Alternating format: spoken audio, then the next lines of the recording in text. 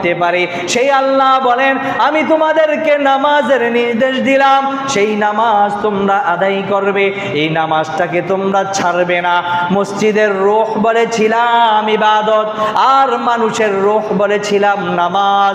যেই মানুষটা নামাজ পড়ে ওই মানুষটার মনের ভিতরে আনন্দ থাকে, ওই মানুষটা দুনিয়ার কাজ করার ক্ষেত্রেও আনন্দ পায়, ওই মানুষটা সংসার, পরিবার, আত্মীয় স্বজনের সম্পর্ক বজায় রাখে, ওই মানুষটা তার আশেপাশের মানুষের সাথে সুন্দর আচরণ করে।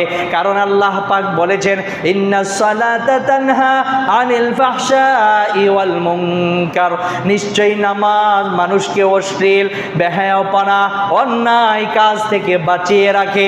সুতরাং একটা মানুষ যখন নামাজ পড়বে ওই মানুষটা নিজেও গুনাহ থেকে বেঁচে যায়, নিজে ক্ষতি থেকে বেঁচে যায়, তার আশেপাশের মানুষগুলো ক্ষতি থেকে বেঁচে যায়। বলেন সুবহানাল্লাহ। আমার বন্ধুরা, আমরা দেখতে